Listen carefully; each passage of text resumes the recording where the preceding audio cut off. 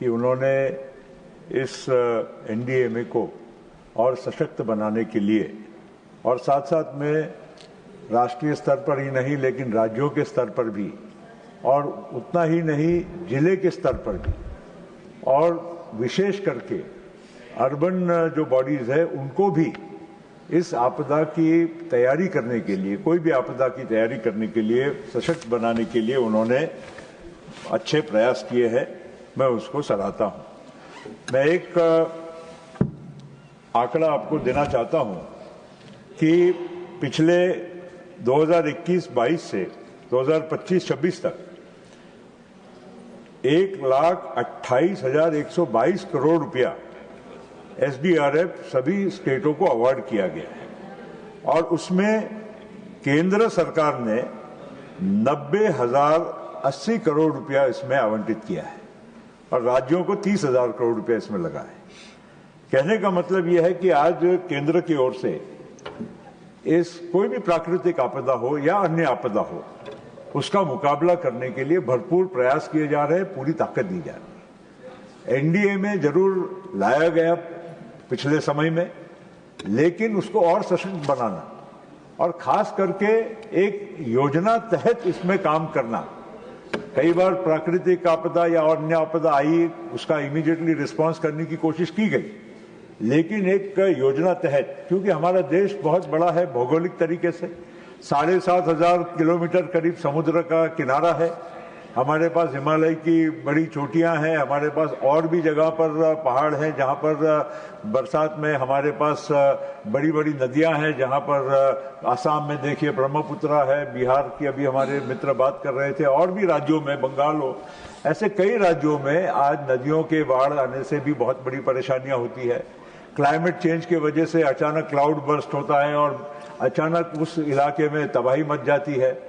ऐसे अन्य आज हमने देखा कि कई जंगलों में आग लगती है तो कई हजारों हेक्टेयर हमारी वन भूमि को वहां पर नुकसान पहुंचता है। ऐसे अन्य प्रकार की आपदा है।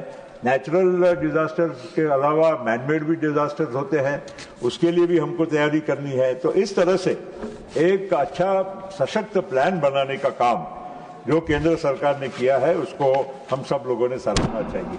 साहब, इसमें कई ऐसे अन्य पहलू हैं जिसके बारे में बहुत सारे सदस्यों ने बात नहीं भी की होगी, लेकिन एक बात आप देखेंगे, क्योंकि क्लाइमेट चेंज की अंत में क्लाइमेट चेंज की बात आती है, 1-2 मिनट हमारे साथी दे रहेंगे। हमारे क्लाइमेट चेंज की जब बात आती है तो एक ग्रीन इंडिया मिशन और नेशनल अफॉरेस्टेशन प्रोग्राम लिया गया है। पिछले 5 साल में 55,000 करोड़ रुपया स्टेट और यूटी फॉरेस्ट डिपार्टमेंट को कॉम्पेंसेटरी अफॉरेस्टेशन फंड के लिए दिया गया है। कोई छोटी अमाउंट नहीं है, 55,000 करोड़ रुपया है। तो ये आखिर जब हम कहते हैं कि एक पेड़ मां के नाम लगाओ, या हर व्यक्ति बोलता है कि वृक्षारोपण होना चाहिए ताकि हम पर्यावरण की रक्षा करें, तो उस पर्यावरण की रक्षा के लिए केंद्र सरकार की ओर से जिस तरह से मदद की जा रही है, इसको भी हम लोगों को इसका ध्यान रखना चाहिए। और खास करके साहब कि आज जिस तरह से हम लोग अन्य बाकी की तैयारियों के लिए हम बातें करते हैं, उसमें आज आपदा मित्र ये भी जो एक संकल्पना है, क्योंकि कम्युनिटी में कुछ लोगों को साहब वो बोल रहे हैं 2-3-4 मिनट हमारे आप बड़े अनुभवी आदमी है आप। नहीं, पर वो पार्टी हमको सब नहीं समझ नहीं, यहाँ रिकॉर्ड में होगा, उसकी प्रक्रिया है, आप जानते हैं, आप वरिष्ठ आदमी हैं।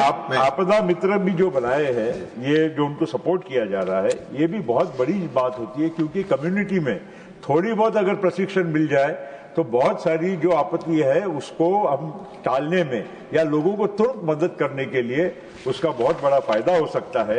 ये एक बहुत बड़ी उपलब्धि ये एनडीएमए के और ये इस बिल के माध्यम से हमको नजर आ रही है। और इसलिए सर मैं ज्यादा कुछ नहीं कहूंगा। फायर सर्विसेज, छोटे छोटे गांव में, आप भी एक राज्य से आते हैं जहां छोटे गांव में कहीं आग लग जाती है तो फायर ब्रिगेड नहीं पहुंच पाती है। आज 5,000 करोड़ रुपए का फाइनेंशियल आउटले जुलाई 23 में modernisation of fire services in states, इसके लिए दिया गया है।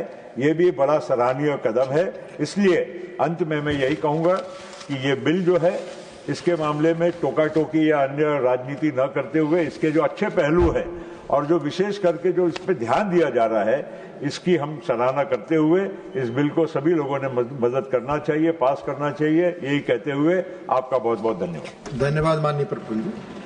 माननीय श्री घनश्याम तिवाड़ी जी।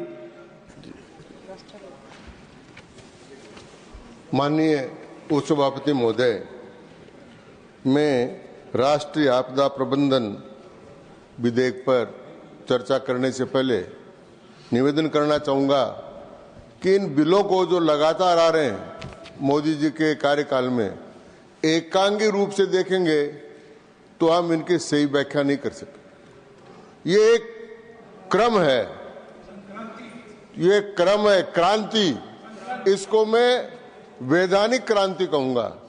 ये वैधानिक क्रांति है जो माननीय नरेंद्र मोदी जी ने एक युग दृष्टा के रूप में इस संपूर्ण समय में हमारे सामने प्रस्तुत। माननीय सभापति महोदय, मैं इसके साथ एक निवेदन और भी करना चाहूंगा कि इस विषय को रखने के लिए हमारे गृह मंत्री जी आए थे। उन्होंने कहा था, कई बार इस पर कोई टीका टिप्पणियां हुई हैं, लेकिन मैं निवेदन करना चाहूंगा कि अमित शाह गृह मंत्री हैं, इसको जरा अंग्रेजी में लिखकर देखिए। यह आएगा AMIT, मतलब एमिट। तो वो जो अंग्रेजी में तो एमिट कोई शब्द नहीं है। AMIT, तो AMIT हो गया। अमित। अच्छा, अमिट अंग्रेजी में बोलेंगे साहब, हम तो हिंदी वाले तो अमित बोलते हैं और अंग्रेजी दा अमिट बोलते हैं, और अमिट का हिंदी में रहता है जो कभी मिटने वाली चीज नहीं। तो उन्होंने जो बिल पेश किए, चाहे भारतीय न्याय संहिता का किया, चाहे भारतीय नागरिक सुरक्षा संहिता का किया, चाहे साक्ष्य अधिनियम का किया, चाहे धारा 370 का किया, चाहे कोऑपरेटिव में सुधार का किया, चाहे अब ये राष्ट्रीय आपदा प्रबंधन लेकर आए हैं, ये सब अमिट है भारत के लोकतंत्र के इतिहास में, और एक रेखा खींच रहे हैं कि भारतीय जनता पार्टी एक वैधानिक क्रांति मोदी जी के नेतृत्व में कर रही। और इसका एक उदाहरण देना चाहता हूं माननीय सभापति महोदय कि ये जो आपदा है, इस आपदा की रक्षा करने का काम केंद्र सरकार का और राज करने वालों का है। आपदा से कोई राजनीतिक संकेत तो नहीं है सर, है तो उनकी उनका तरफ से है। कोई है और नहीं। मैं उदाहरण देना चाहता हूं कि अभी वहां की साहब आपदाएं बहुत बढ़ गई हैं, आपदा यहाँ सब आपदा हमेशा ही राम जी